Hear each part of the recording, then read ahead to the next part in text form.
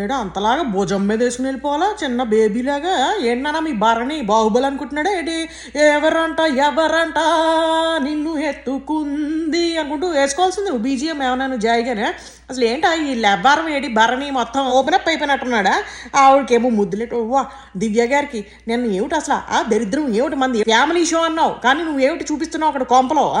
అలాగే ఇవాళ తనూజ అక్క వాళ్ళ అమ్మాయి కానీ అలా భుజం మీద వేసుకుని చిన్న బేబీ కదా మరి అందుకని భుజం మీద వేసుకుని ఆ పక్కన మమ్మీ అలాగే ఉంది పాపం చక్కగా ఇద్దరు పిల్లల తల్లి చక్కగా ఉంది అక్కడ. ఆవిడ నేను వస్తాను అన్నట్టుగా పాపం టబ్బులు అలాగా రిలాక్స్ అయ్యి వస్తోంది బయటికి. ఫ్లోరా గారు హెల్ప్ చేస్తున్నారు. అలాగే అక్కడ శ్రీజ మరి యూత్ కదా వీళ్ళందరూ జెన్జీ అనుకుంటున్నారు. వీళ్ళందరూ పాపం వెళ్ళిపోయి వాళ్ళకి హెల్ప్. తల్లికి ఎవరైనా హెల్ప్ చేశారా అక్కడ?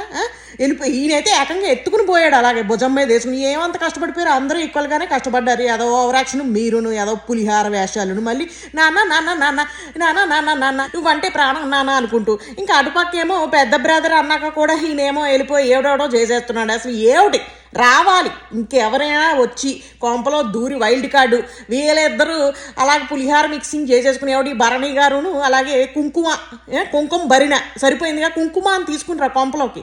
అందుకని వాళ్ళిద్దరూ అలా మిక్సింగ్ అయిపోతే ఇక్కడ తల్లి అయినటువంటి సంజనాకి ఈ దివ్య వచ్చినప్పటి నుంచి ఓ తెగ దివ్య అనుకుంటూ తిరుగుతున్నాడు. నన్ను మర్చిపోయాడు అసలు అనుకుంటూ ఆవిడ ఫీల్ అవుతుంది. అలాగే తనూజ మా నాన్న అనుకుంటూ ఆవిడ ఫీల్ అయిపోతుంది. ఇంకా తర్వాత దివ్య కూడా వచ్చింది కదా ఈ మధ్యన.